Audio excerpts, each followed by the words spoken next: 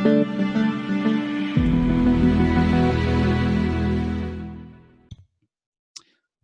morning, everyone. Paul from the innovation community here, and today I'm with Alan Cruickshank. Great to have you with us, Alan.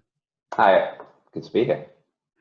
Just for those who haven't heard of you, tell us a bit about yourself in a few words. So I'm Alan, I'm head of data at tails.com. We are an online tailor-made pet food subscription service in the UK. The UK and bits of Europe now. We've been around for about 6 years now. And I joined Tails when we were about 20 people back in 2015. And I've kind of built out the data function there at Tails over the last 5 years to take us from 20 people to around 200 people. Brilliant. And where did your data career really start?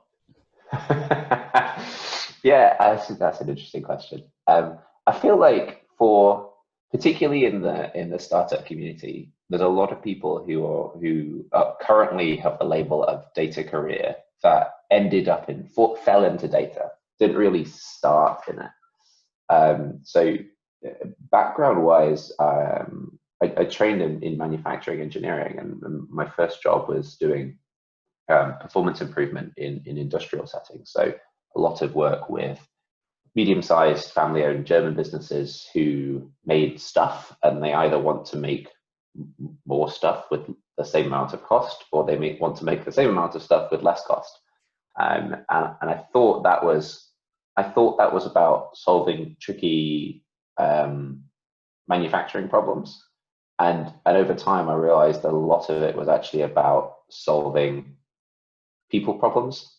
Like usually the answer to why the machine wasn't running faster is not because the dial doesn't go to 11, it's because people there didn't believe it was possible. And I think that's where I got quite interested in how people make decisions, how people use information, how people use data. I didn't call it data at the time, but I saw a large part of what I did with my job is point at the graph and say, look, the graph needs to go up. And it looks like this is the most effective way of doing that. And so when I left there, I was looking around and joined Tails as, described my initial job as chief Excel monkey.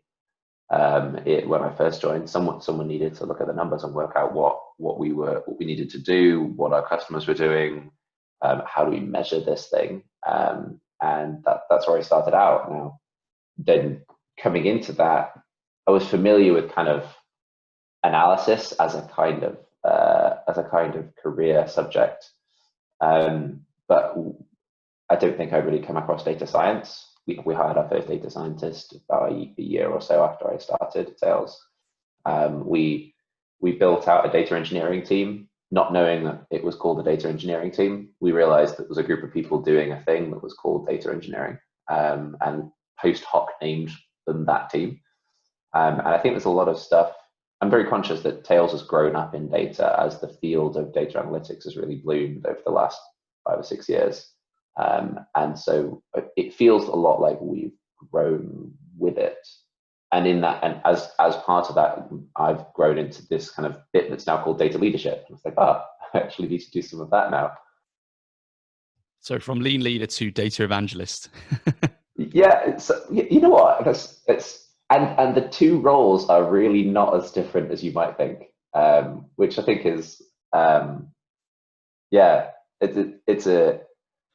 it's one of the most interesting things about being in data, I think, is that it's got all of the satisfying bits of numerical analysis and at least the illusion of actual truth and there being a correct answer to things. But I think ultimately it's, if I look at other teams across our organization that we're similar to, we end up being most similar to almost like a people function or an HR function.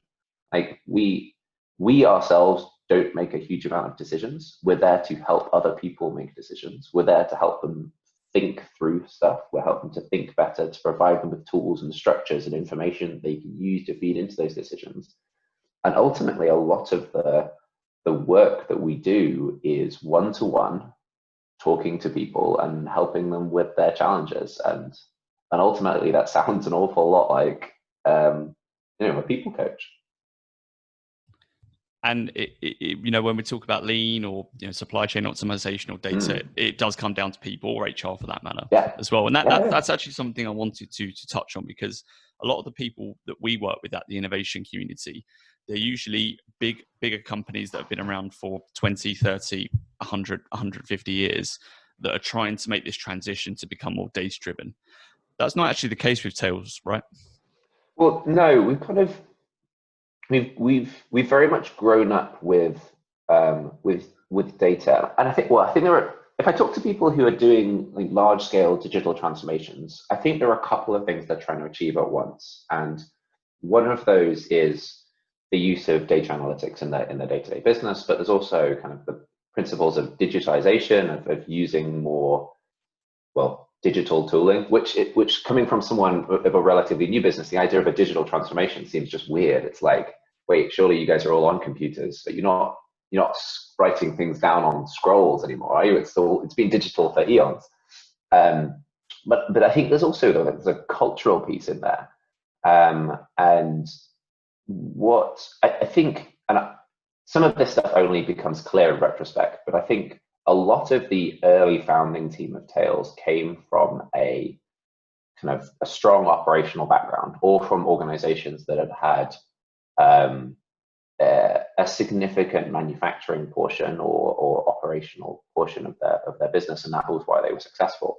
And so the principle of making decisions with numbers was a very acceptable and normal thing to happen. I don't know if they would have called it data driven, or they would have called it advanced analytics. But if you think about the supply chain and the manufacturing space, the idea of making decisions without numbers is quite an old school idea there. You look at the numbers every week, and you work, or every day, and you work out, okay, where are the graphs going up, where are the graphs going down, what do we do about it? And ultimately that's the same mindset that you bring to the modern field of data, as we're probably going to talk about today. It's very similar to that thinking. And so a lot of not just the hunger for doing it, but a lot of the thinking and the mindset already existed at Tails even before I joined. And I think that put us in a good place, because the mindset was there, because we were a new business, and we were ultimately the center of what Tails does is very digital. We require information to make our product. And I guess we didn't cover this before, but the main USP of what Tails does is that every single dog who gets a bag of food from us is getting a different bag of food. And so when someone comes to our website, they give us a load of details about themselves and about their dog, so breed, allergies, weight, health conditions, what they used to feed, or all kinds of things. And to manufacture that product, we need that information. And they said, well, the information that we're collecting about a customer has to be tied to our factory, which is powering the manufacturing process to make these different bags of food. And so there is data inherently required to make that product. And so the tracking and storage was already in place. We had people who wanted to make decisions using data. And so really the last piece of the puzzle was the how. Okay, like, how do we connect this together, and how do we use this to drive change? And I think the challenge that I see with some other businesses that I talk to around this is they're not really sure what they want to do with it. They're like, yeah, we want to be data driven. Yeah, okay, what does that mean? They're like, we want to do more of the datas. You're like, okay. We want to do the big datas. You're like, you don't know what you want, do you? You just want to be able to say that you're doing it. And I think we came into it almost a little bit cynical. Cynical is probably too far, but look, we know we needed to grow from an organization that was selling food to thousands of dogs, to 10,000s of dogs, to hundreds of thousands of dogs, to 1 million dogs. Like that's the growth trajectory we wanted to do, and we needed to make sure that all our metrics were stayed the same or got better through that journey. All of the graphs need to go up, and that's why we knew that data needed to be part of our journey. and that clarity, I think, helped. Yeah, and I think that a good analogy to use is like with data, a couple of companies have really made strides of it, and it's almost like a race that someone has forgotten to start. So they just look around, and because everybody else is running, they start running, but they don't really know where they're going. And I think it's super interesting that Tails actually they actually need the data, and not everybody's. Yes, and I think your analogy of the race it's useful to characterize that some people think they're in a race, but I think the reason that mindset's tricky is because not everybody's going to the same place. Not everybody's racing to the same goal. Like if you are, analogies on the hoof are always hard, but there'll be some organizations that the reason that they need to get more data is that they want to change the product that they're offering. They want to find out more about their customer and offer a better and a different product. There will be some. So if you think about that, a company like Avios, right, Air Miles, one of these flight loyalty schemes. Their whole purpose is to find out exactly which thing they need to give to a given person at any given time. There'll be some businesses that want to get into data to reduce their cost base, to really understand what is going into their costs and how to use it. There'll be some that want to do it because they want to change how they market, who they sell to. Right? If you, I'm going to be chatting to the guys at Sport Pursuit, who, if you're familiar with them, who are, they're like online TK Maxx for high-end sports gear, and their whole they've got a ton amount of data, but it's all focused around how do we offer the right person the right product at the right time, and each of those different ends requires very different means, and if you didn't know which race line, which finish line you were aiming at, you might end up at the wrong finish line and realize you should have been at a different one. Yeah, that's absolutely true. And I think like when we talk about a company like General Mills, they probably couldn't do the same approach that you guys are doing. They can't really collect that amount of data because there's a person involved that probably with data protection, people are a lot more conscious about doing that. So it's always about finding that customized solution. And I think coming from manufacturing, the idea of the process improvement side of things is, I think it's a good place to start. But as always, it's always about the people. I love the idea about the data collection angle of this, because, particularly for a large manufacturer, because I feel like sometimes people can't see what they're already doing, and traditionally in manufacturing, data collection has been really, really good, right? If you are a large manufacturer, you will have great control over your supply chain. You will know precisely how much you bought from who and where and which warehouses it's in and which factory it went to and the labor cost of exactly how you produced it in that facility. And if it's particularly if it's in food, for a lot of the food regulations, you'll have to have traceability requirements around that. And so you've probably got supply chain traceability of which stock came from which place and went to which place and went to which customer. And you'll know which of your, which people are buying that from you because you've got all of the invoices. Finance has traditionally been an area where data collection has been excellent because the auditors require it. And so it may not be about collecting more data. And I think people think about data and particularly big data and they jump immediately to personal data. But for a large manufacturer, that may not be where the best thing is, right? I remember being in, it was one of the projects I did very early in my career. It was in a German fibers facility. So they were making nylon and polyester fibers. And we were talking about, can we put some sensors on the machines to measure temperatures and flow rates? And they were like, oh, you don't need to, they're already there. Like, okay, could we get hold of the data to have a look at what it says? And they were like, oh, yeah, probably. Talk to this one guy, who gives us access to the system. They were tracking pressure and temperature in thousands of places across all of their machines and had been doing for years. And nobody was using it. And so the data collection wasn't the challenge. I suspect if you talk to that organization and said, oh, you should get into data, and they'd be like, oh, we're not collecting data. Like, the data collection is already there.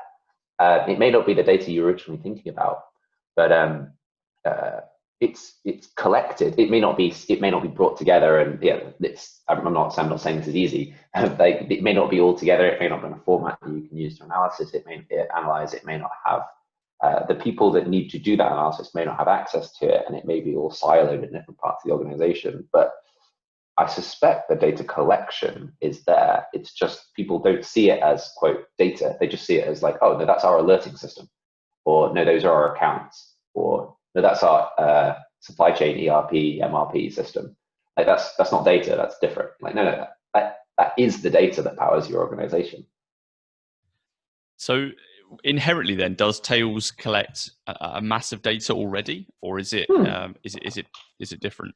Is it more precise? Yes, I think it probably is more precise, but and I think a lot of that's driven by the product that we're making, because we've got that. Because we've got that product, where the actual physical product is unique for each customer that's getting it. There is necessarily we've got this a one-to-one mapping between the kind of characteristics that you and your dog have through to exactly the characteristics of the blend that we're shipping to your door. And I think that the way we'll probably get onto this a bit later. One of the things about culture is making sure that when you bring people in, that you help them understand it as quickly as possible. And we have an induction process for everyone, except because we're a dog food company, we call it induction. And as part of that, there's a session that I run to help people understand, okay, well, what is data analytics in an organization like this? And the best way I explain it is that people come to us from all kinds of different places. They find out about Tails online, they find out through an email or an advert on TV. And then come to a website that gives a different name, a different email address, a different breed of dog, a different age of dog, and a load of different other things about the dog. They pay with a different payment method. They put in a different address. Then someone in our factory, which is going to be a different person each time, makes a different blend of food with different ingredients on a different machine, then gets shipped potentially with a different courier to potentially a different country on a different day in a different place. And then some of them will move their orders around. Some of them will get some emails, some won't, because of the different characteristics that they're showing or how they've interacted. Some of them will call our customer support team, and by the time we've got 3 days through the customer journey, almost everyone has had a different journey. They've experienced Tails in a slightly different way, and from a customer point of view, that's great. That unique experience that is tailored to you as a consumer is kind of the point. But from a commercial and a business point of view, where we've got a team of people trying to make decisions about how to improve this product, it's a pain. It's impossible, right? Because what do you compare anything to? Like the baselines are all wonky because we're continuously growing. And so you say, well, okay, we launched a new product. Okay, did it do better? Well, better than what? Better than last week. Well, everything did better than last week because the graphs are going up. Okay, we can't compare to last week. Well, we'll compare to a similar set of people. Well, what is similar when everybody is different? It's not like we have group A and group B. You take all your group A people and you kind of split them in half and you give half of them a thing. Actually finding good comparison sets is one of the most challenging things about making decisions within an organization like Tails. And so I think a lot of the and still to this day, I guess, in some ways, a lot of the demand for what our data and analytics team does is how do we pick apart the actions that we have taken on a group of customers that are all different and still make sensible decisions in that where we are relatively confident that we're making on the basis of things that have actually happened and not just noise and ghosts in the data. That's ultimately a lot of what my team does on a day-to-day basis, is supporting people with that.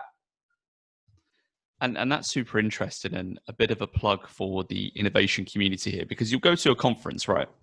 And there'll be a guy on stage who's been paid thousands of pounds or dollars or euros to be there, and he'll tell you about how great his transformation or his data program is. And from what I'm hearing from you today and previously is that, okay, we consider ourselves a data-driven company, but we still have these kind of challenges. And that's really refreshing to hear, to be honest. Yeah. It's super refreshing. This stuff is hard. And I think there's I love that you've brought up the kind of conference aspect of it, because I think there's one thing that as we have been, it's the subject of spending money on stuff in data, right? There are 1,000,001 service providers out there. All of them have an extremely compelling story as to why their solution will help solve all your problems. And another thing that I think only made sense to me in retrospect is that ultimately Tails has been really lucky in having no budget for this stuff, which has driven two decision processes. Like one, the assumption is we can't afford it, and so that's made it much easier to not get sidetracked and distracted by all of these shiny potential solutions because we can't afford it. And now that we've grown up a little bit, we do spend some money on some things, but even now we're being very deliberate. Okay, what are the things that we do need to spend money on or should spend money on, and what are the things that we shouldn't? And if I think about kind of from a data infrastructure and investment standpoint, we've only made 2 significant investments in tooling or anything within data. There are a couple of small things, of course, but broadly we pay for a data warehouse and we pay for a BI tool. That's it. It's all we really invested in. And we've got one of each. And I think that lack of cash has made we've been very diligent with our buying process, which I realize is much harder when you have more cash available. And if you have more cash available and you're more able to buy these things, it's so like a lot of these providers pay their sales teams an awful lot of money to convince you that their solution will solve all of your problems. And if it feels like, if I invest in this shiny new BI platform that will solve all of my business problems, it's like if it sounds too good to be true, it probably is. So, and what's amusing for me is that coming from a manufacturing background, this used to be a joke or a story we'd tell in a manufacturing environment, and I think it's been there for ages around CapEx. So you see, you got a manufacturing process, and like, oh, we can't make enough. And so then there's always the conversation of, well, do you improve your current process, or do you buy a new shiny machine to have more production lines? And the answer is almost, oh no, we need to invest in a new shiny machine. And you're like, okay, why? And they're like, oh, because if the answer is, well, because we've done the maths and we realize that even if we improve the current ones, it's still not going to be enough. So we're going to need to buy a new one at some point. So the earlier we buy it, the better, then we should buy it. That is an excellent reason to buy a new piece of machinery. But often the answer we would hear is for businesses that weren't quite scaling that fast, they go, well, we're going to buy a new piece of kit because we're not sure it's going to be worth the time investment to improve the performance of our existing kit, and we don't believe that it's got enough headroom on it. And if you pick that apart, what they're saying is, we believe it's going to be less work to integrate a new thing and get it to perform than we believe it is to get our existing kit that we already understand to perform better. And there's a little like nugget of how people think about performance improvement there, which is similar to the data kind of supplier landscape, where like are you just throwing money at the problem because you think it's going to be easier to throw money at it? And if that's the case, the likelihood of you integrating a new thing in and getting it to perform is going to be hard. That's harder, if not the same difficulty, as investing in a known quantity that may also have performance, that may have a headroom in there. And I think it's very easy to be swayed by the nice story and ultimately take a slightly, I was going to say lazy, it's a slightly cynical view of it, but almost like a lazy view to improvement. Like, no, actually, there are probably cultural things you need to address within your organization that are not going to, like, they may be helped by a shiny new tool, but they're not going to be solved. And ultimately, those are the things that are going to unlock future performance for your organization. Yeah, and they're hard, right? And small businesses like us have them too. I think Paul, you asked me in fact to have a think about some of the stories about this from early Tales, and I was trying to think about what what are some of the most impactful things that have happened at Tails around data and our kind of journey so far. And I actually think one of the most impactful things that we did was very, very early on in our growth. If I think about when I first joined, we had what I would now call a data governance issue. Now, at the time, we called it nobody could agree on what the metrics were. And I would spend an awful lot of my time working out why this person's numbers were not the same as this person's numbers, which is it's a huge time sink. It's like friction on the speed of decision making in your organization. If every time someone says, "Oh, well, I think we should do X, Y, and Z because that will make our conversion rate go from A to B," and then someone else says, "Yeah, but I don't think it's A anyway. I think it's C." Right? And it slows down decision making entirely. And what I spent an awful lot of time doing in my first 6 months at Tails was getting everybody to use the same definitions for metrics. Now, it sounds really trivial to use use the same definitions and use the same sources of information, because otherwise we would all be singing from different hymn sheets and we would be thinking different things, and all but one of us would be wrong, and we just wouldn't know which one was the right one. And yeah, solving that, we did a couple of what I'd call technical measures. We were fortunate enough that we were small enough that the easy way to make sure people aren't using the sources of data they shouldn't be using was to just take away their access to it. And be like, no, you only have access to one source of data, use that one. And they'll be like, "Oh, I'm grumpy about it." Well, deal with it. You've got better things to do with your time. Change management at its finest. Well, there's an element of like, benevolent dictatorship is sometimes the best form of government as long as they remain benevolent. I think we didn't quite go that far, but there was an element of, you've got your adoption curve and some of your visionaries are already there, but the only way you're going to deal with your late majority and your laggards is to remove access, and that is the only way they're going to move. But a lot of that was actually having conversations with people and talking to them about, look, it's important that we all use the same definitions of stuff, because otherwise decision making is going to be really hard. And people go, "Yeah, no, I totally get that." And you go, "And that, we're not going to use your definition. We're going to use someone else's, and you need to use theirs." And they're like, "Oh, why?" Like, because of the thing I just said. We all need to use the same definition. It's really important. And you nodded and smiled and said that you agreed with that. So this is how we're going to do it. And everyone logically gets, yes, I understand why we all need to use the same definition, but it feels weird that when people are like, "Oh, but I have to leave that place that I feel safe and go to another place that I accept other people feel safe there, but I need to change how I work, I need to change how I think, I need to change how I approach decision making." And that is the hard bit about this kind of either being more data driven or what people call digital transformation. It's how do you change how the decision makers in your organization make decisions and use information? Ultimately, you can provide them with all the shiny tools and analytics and graphs and things that you want, but if people aren't going to change how they make decisions, then you're stuffed, basically. Yeah, I've got a story. I won't mention the company, but they're a very diverse manufacturer.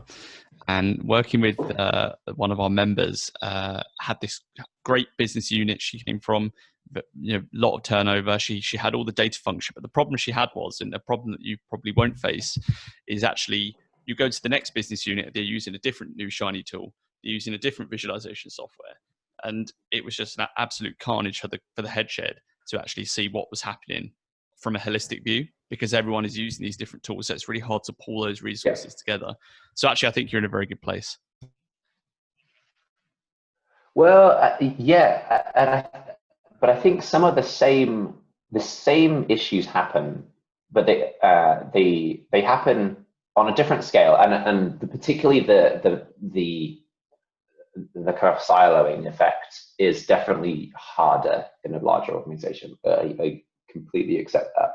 I think that there are a couple of things that have helped us with that in our journey. One was the lack of cash, right? The idea that people could have different tools wasn't really an option because we could only afford one and everyone had to use it. But I think that's kind of like that was helpful, but it's not that you can't rely on that. But it still happened, right? Even when we were about 100 people, you know, we still had people saying, "Oh, can we get a different one for our team?" Like, I mean, we can, but why? And so the desire is still there, and I think you've got there's this tension between, okay, do you centralize? Do you do this all the same way? And then you have all the benefits of centralization, like you've got everyone on the same platform, you've got everyone using the same data, you've got everyone using the same skill sets, and it makes it easier to have conversations between teams. Or do you specialize? Do you have things which are only true for particular units? And we still have that. And I guess broadly, it's driven from a very sensible sensible mindset in that even for an organization of 200 people, if I kind of divvy that up into 4 or 5 different teams at a very large granular scale, the analytical maturity, the data maturity within those teams is very different. Some are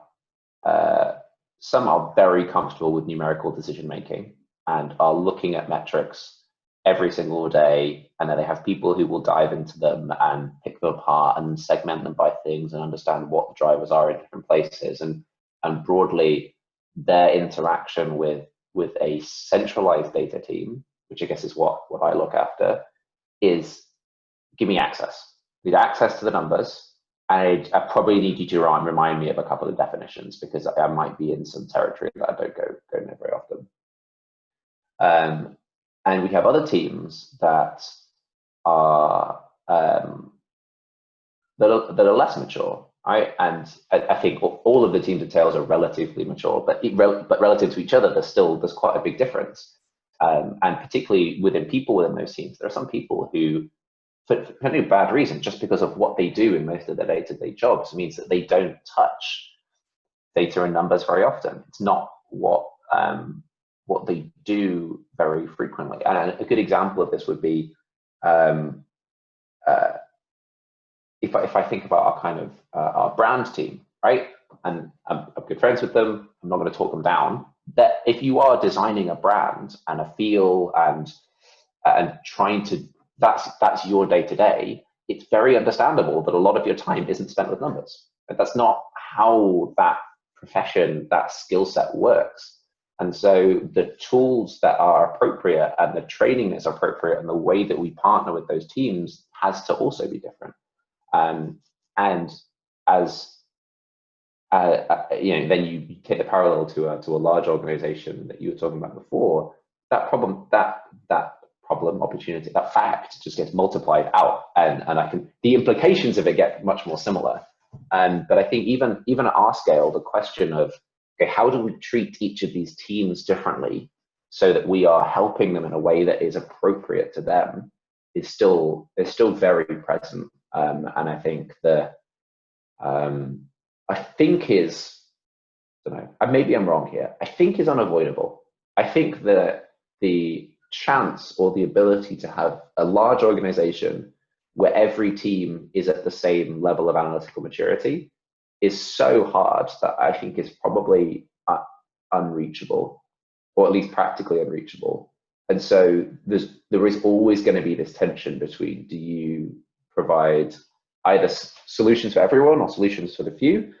And if you're doing it for the few, do you design it if you're designing for everyone, do you design it for the most advanced, the least advanced, or somewhere in the middle?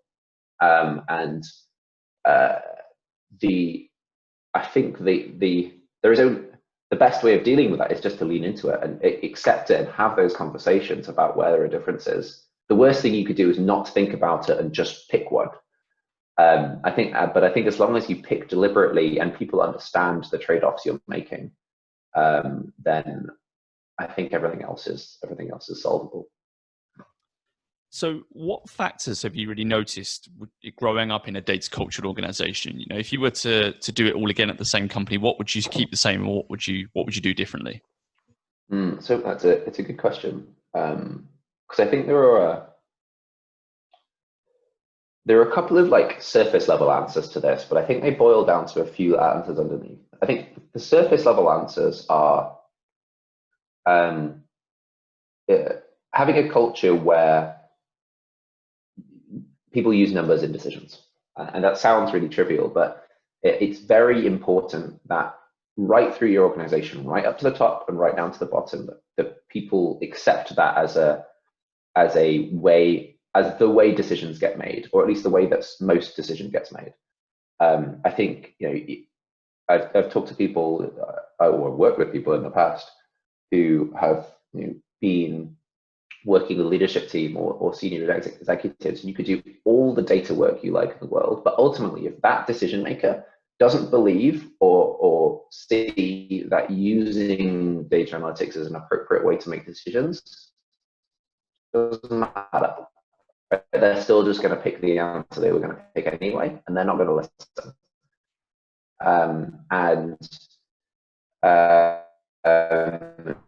While if you are on board with that, it's very easy to change the rest of the organization.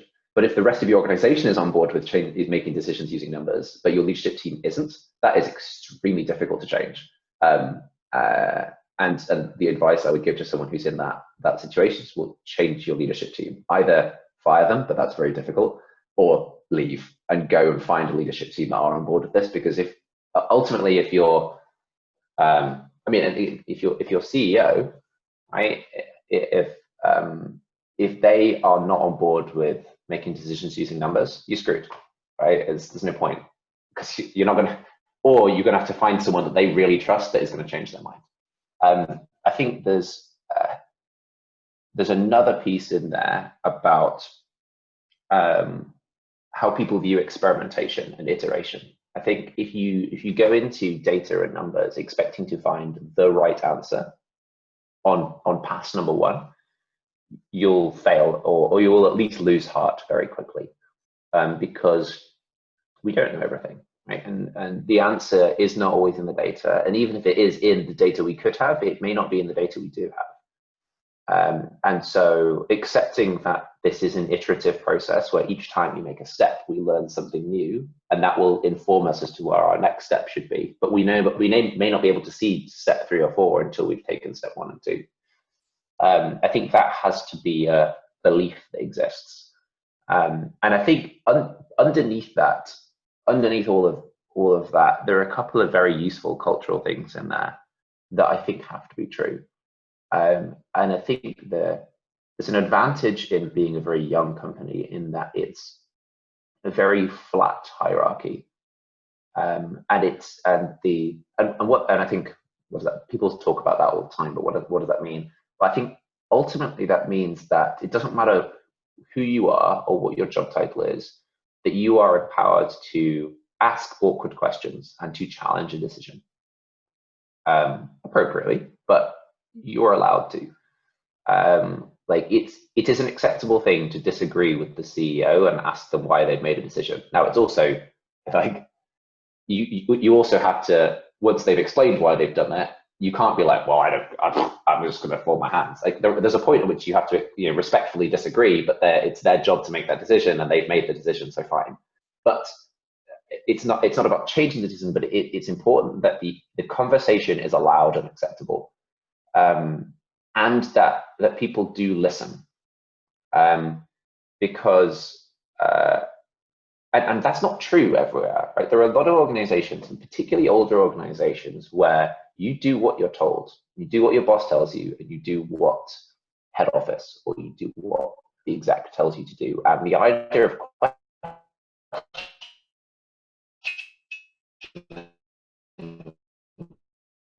is not acceptable. Organization, your data analytics journey is going to fail. Categorically, it will fail. And it will fail because there is a point in your future where the numbers and the data will disagree with what the gut of your exec says. and you have to choose which route you're going to follow. And either you're in a culture where it's acceptable for people to do wrong. And I realize I've talked about this as though it's like a leadership hierarchy thing. It's about a culture of, is it okay to be wrong? And if you're in a culture where if a leader turns out to be wrong, then people start calling for them to be fired, then they're not going to ever accept they're wrong. And if they never accept they're going to be wrong, they'll never learn. And if they're never willing to learn from the evidence that comes back from their organization, then they're never going to listen to the data. And if they're never going to listen to the data, then you shouldn't be investing in the first place. You're already screwed. Whereas if you're in an organization that's different, where you know a decision maker, and they don't have to be a senior decision maker, but a decision maker, somebody in the organization can make a decision, look at the data afterwards and go, you know what? I should have made a different decision. Now, in retrospect, you know, given the information they had at the time, they made the right call, but then they can look with new data after they've made it and go, you know what, we should have done the other thing. We're going to change course. We're going to do a U-turn. We're going to stop selling that product we started selling. We're going to exit a market that we went into with all the best intentions, but actually, no, we're not going to do that. We're going to change course. And for that to be an acceptable thing for people to learn and to be wrong and to try new things, it's very similar to this kind of, people talk about an experimentation or iterative experimentation kind of mindset, where if you have to have, or innovation, right? Innovation in and of itself, like if it's unacceptable to be wrong, you will never try anything risky. And if you never try anything risky, your results will always move in small increments. You have to be willing to try something big and know that a good chance of them, a good number of them will fail. So I'll give you an example of this. That even for an organization like us, this is still really hard and culturally difficult to do. So we, about 18 months ago, 2 years ago, that kind of time frame ago, we changed a significant part of our kind of offer strategy. So background, as dog food, we recognize that it's very difficult. It's very difficult as a dog owner to change your food, right? If you've got a food that works for your dog, the likelihood of you changing is relatively low, because it can mean messy things for your kitchen floor if you get it wrong. Let's put it that way. I don't need to go into any more detail.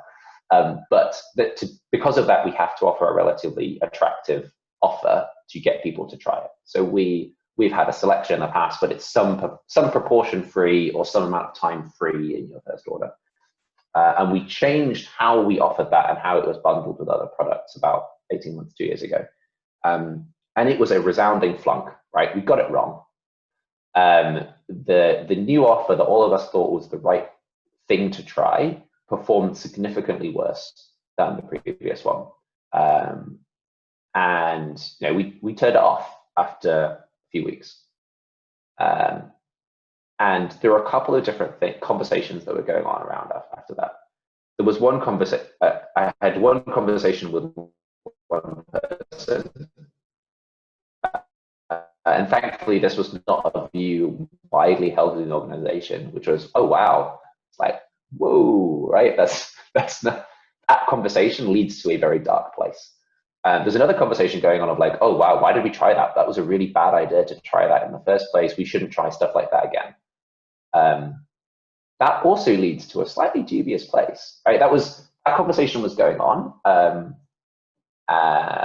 And I think if you follow that mindset, it means, okay, don't try big things, because big things could go wrong. And a lot of the conversation that me and several other people in the organization were trying to lead at that point was, no, guys, this is great, right? We do so many small changes and don't see a dent. We changed something and we saw a massive change in our metrics. Yes, it changed in the direction we didn't want to change it in, but we changed it. We showed it as possible to have I can't remember the number off the top of my head, but like a big, like 10 percentage point kind of increase in significant metrics that make a big difference to our organization, where previously people had believed that you could only have incremental changes, right? And this was a rallying cry for why this is a good thing. And it's not, okay, we shouldn't have done that. It's like, no, it was great that we did it. The question is, what did we learn from it and what we're going to do next? What is the next big thing that might fail that we're going to do, rather than what is the next thing we should choose not to do and avoid doing. And if that conversation is hard and difficult in an organization like Tails, where I think we are relatively open to this kind of stuff, you can only imagine how difficult that is to have in an organization that is less on board with this. And if they're earlier in their journey, there's a meaningful chance that they will take one of the other courses of action from an event like that, where someone's tried something big, it's gone quote unquote wrong, and people get scared and they say, oh, we don't want to do that kind of thing. And I think that's where ultimately the hard bit about data and analytics in organizations, I don't think it's hiring. Everyone thinks it's hiring. I don't think it's hiring. Good people will go and work if you're doing something interesting. You have to, they're not cheap, but you don't have to pay them through the nose. And if there's an organization offering through the nose salaries, it's probably a sign that something else is going wrong. It's not the tooling. We've already saw that. There's tons of tools out there. Lots of them are good. Not all of them are good, but most of them are good. I also don't think it's like the technical side of this, right? The AI or the machine learning. People are like, oh, we need to get some AI. We need to find some AI specialists. It's like, if you're not doing like basic machine learning, you shouldn't be doing AI. You shouldn't be doing deep learning. You should do the simple stuff first and then iteratively get into the big things. The hard bit of this is the leadership angle of it. How do you get people to think about this right? And the skills to do that are not technical skills. I think arguably this is a reason that a lot of organizations find this really hard, is they hire very technical people and then expect them to change the minds of other leaders within an organization. And that's not a technical skill. That's a leadership and a people management skill.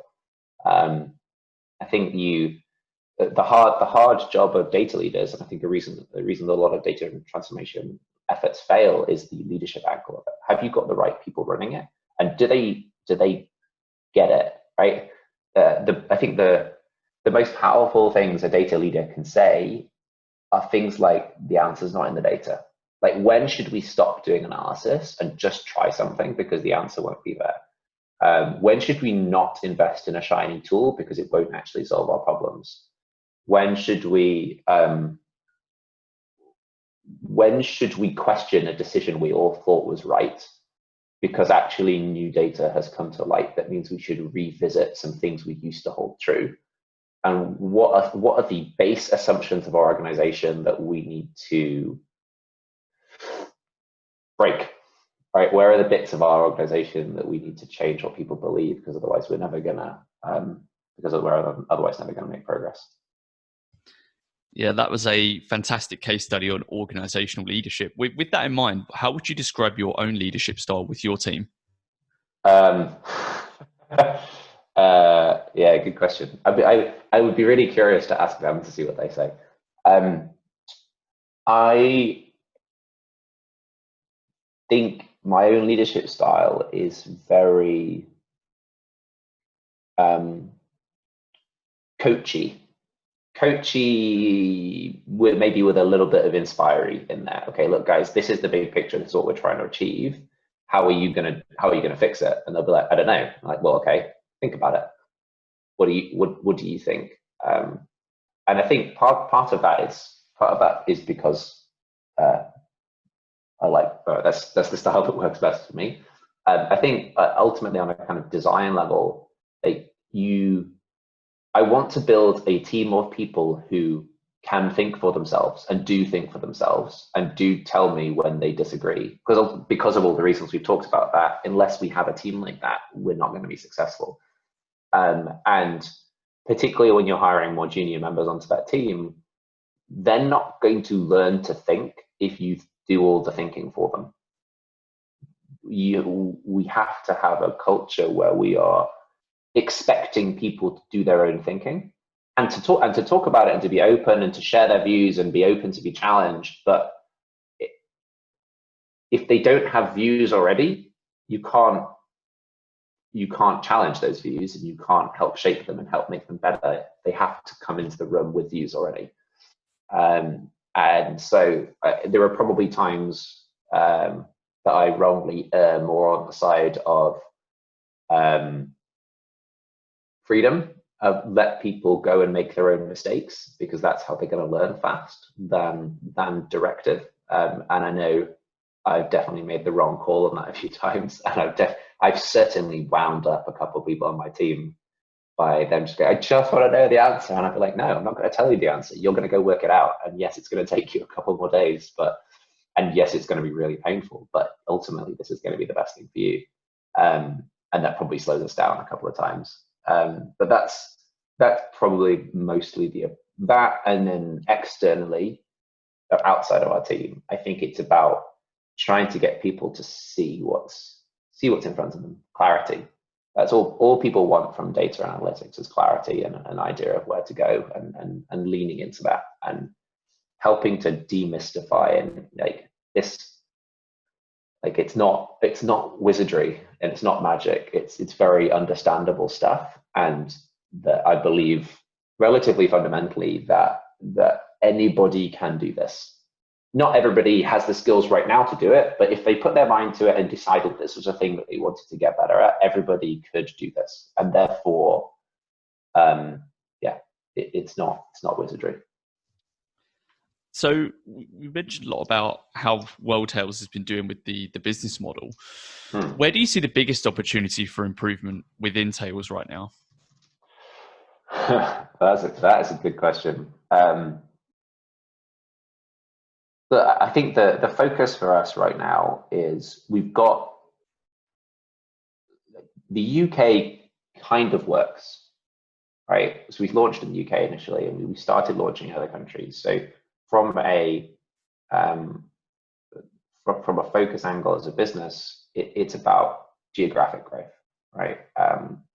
Getting into new countries, and in the new countries that we are in, making them a success and making sure that they work. And commercially, that's going to be one of the biggest things for us, just because two dogs is almost definitely twice as good as one dog, and the extension of that logic. I think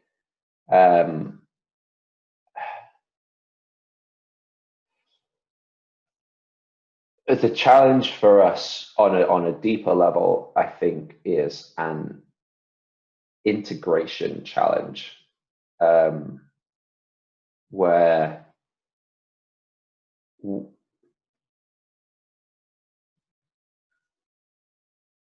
we do lots of different things, and we have touch points with our customers in lots of different places, like either in their order or in their box, or in email or on their website, or when they talk to us on the phone or email or anything. And even for a relatively small organization, some of that is a bit siloed, right? We've got specialist logic in each of those places to make sure we're providing the best experience in specifically in that area. And I think the big unlock for us, and also the big unlock for some of our more advanced AI projects, are bringing that together. Right? If we know that if we know that you, Paul, that the thing you are most interested in is the ingredients in the food, and we believe that because of exactly what you've told us during the sign-up process, then how do we make sure that in every one of those contact points we have with you, you're getting a consistent message? It doesn't matter whether it's the label of your bag, it doesn't matter whether it's an email, it doesn't matter if it's the website, it doesn't matter whether it's anyone else. How do we make sure that it's consistent, and that yes, for you it's ingredients, but for someone else it's about their dog's weight. Right? They told us their dog's overweight, and we want to manage that. Or it's that you want to know about where the food comes from. Like, how do we do that best for you? And that's an integration challenge, because we've got to make all the systems talk to each other nicely, and work out how we do that. I think that's going to be one of the biggest challenges for us, and it's one of the areas for biggest opportunity. Yeah, I was going to say, actually, with the COVID-19 crisis, it's probably apart from working from home, how else has it really affected the Tails.com? I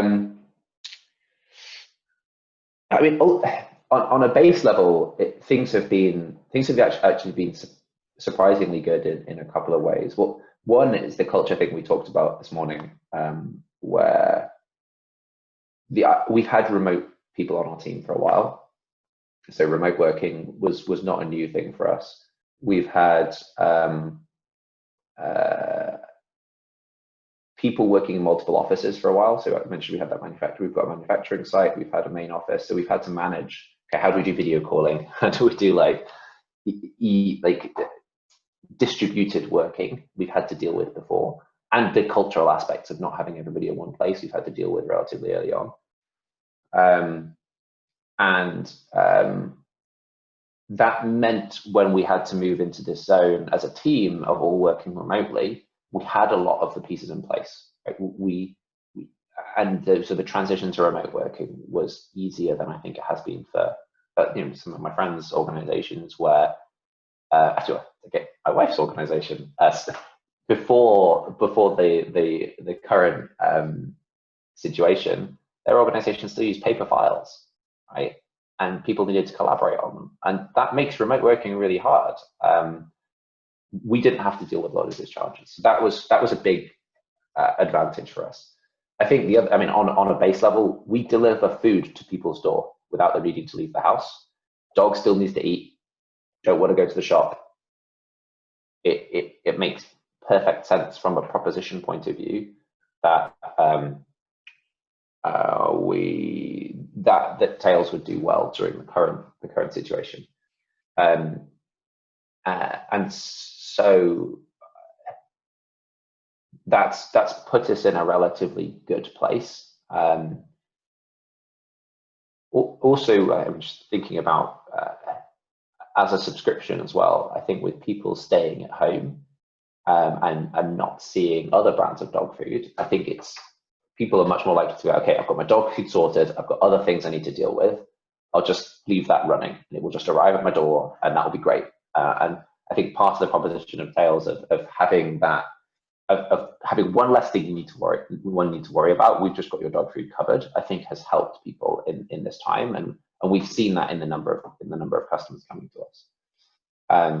I think what's interesting though is, coming back to some of the conversations we were talking before about decision making in the current environment.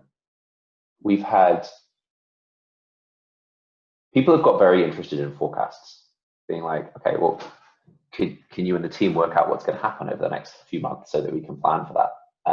I think it's a massive opportunity for teams that haven't had that kind of engagement before. Like, okay, great, someone's actually interested in a forecast because they now can't make gut feel decisions because their gut is just going to be wrong. Everything is out of the window. But we've had to have some conversations with people who no. We can tell you what the business will do if the current metrics stay exactly how they are.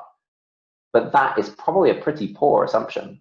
And at the root of it, the question is, okay, well, can you predict what's going to happen over the next 6 months?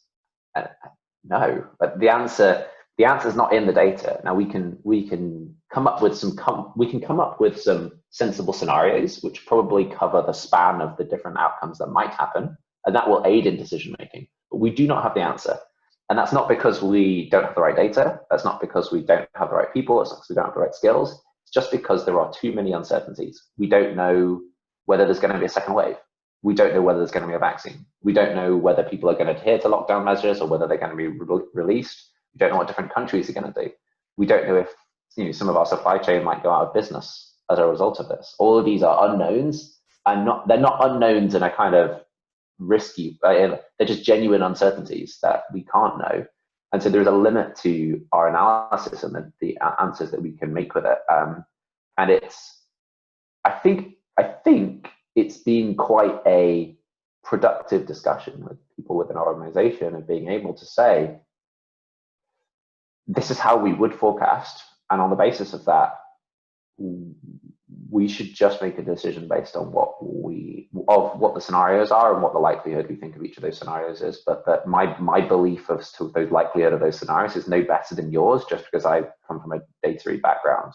Because I'm not making the decision on the basis of data, I'm making it based on my beliefs about what I feel the UK government is going to do, or what I think the dynamics are going to be of people following lockdown measures. And that's not my remit as a data professional. That's just my views as an individual human being. Makes a lot of sense. What's your top working from home tip? Oh,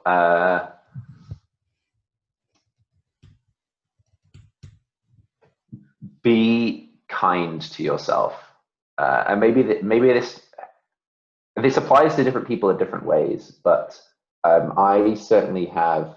I always have, even before working from home. I've had a very blurry line between what is work and what is play.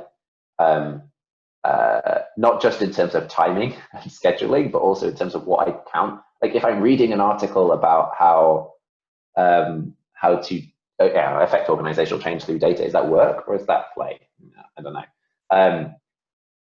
And I think now the way that I approach that though is I know I have some very busy weeks where I need to get a lot done, and that means I do end up working more. But if you have a quiet week, look after yourself, get out of the house, go for a run, switch off at a sensible time, and don't feel guilty about that. You need to find times to recharge your battery, and previously that would be forced through, oh, I have a scheduled time I'm going to go meet up with friend X, Y, and Z. Now everyone's diaries are a lot more empty now, and so I think you have to take a bit more responsibility for just looking after yourself. You're no useful to anyone as a burnt out wreck. So, and I feel like this conversation I've had with several people on my team, just like, no, go, switch off, you're done for the day. Like, go, they're like, oh, should I do this? Do it. Like, work to live, don't live to work. And you mentioned you read a lot on this stuff. Who's your favorite thought leader or author in this space? This is a good question. I actually, I'm not sure I know.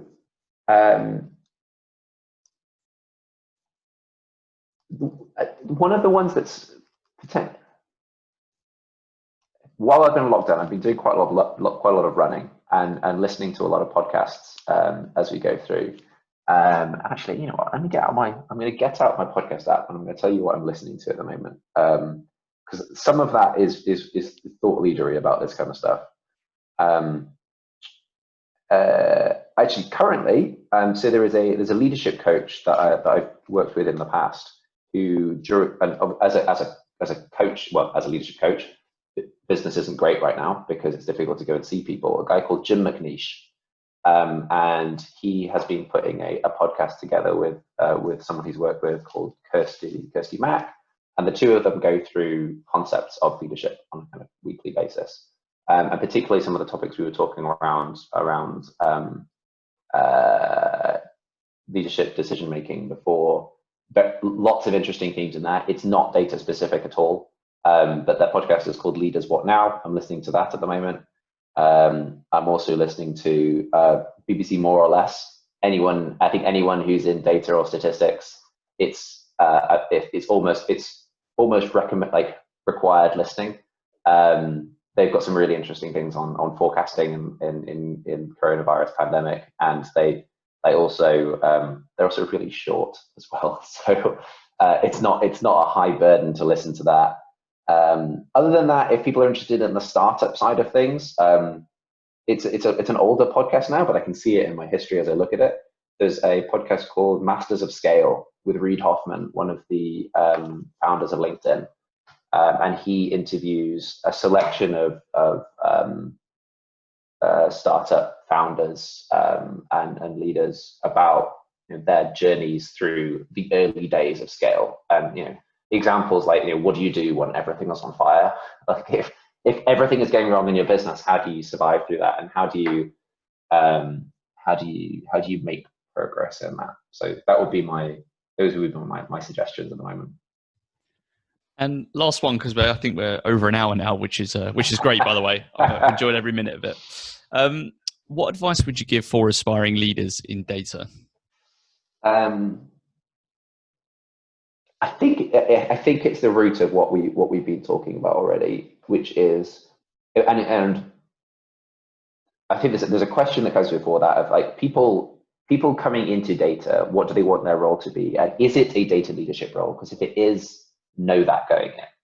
Like I think every data role is at least a little bit leadery because you need to influence people and get them to make decisions off the basis of what you do. But there are some people whose jobs are explicitly data leaders. And if it is,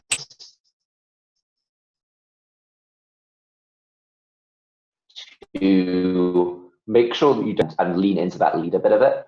A lot of people who are coming into data leadership roles have come from data specialist roles where 90% of their role was data and 10% of their role was to lead and influence. And in a data leadership role, 10% data. Right? You need to know your subject matter, and you need to make sure that you're not talking out of your ass, so to speak. But most of what you need to do is influence people, talk about vision, talk about purpose, understand where you're going, get a group of people to agree on stuff. It's all classic leadership stuff. And so if that's a skill set you have, lean into it. If it's not a skill set you have, work out how you're going to get it. What are you going to read? Who are you going to talk to? What support are you going to get to make sure that you can play that side of your role well? Fantastic advice from Alan Cruickshank from Tails.com. Thanks for joining us. Thanks, Paul.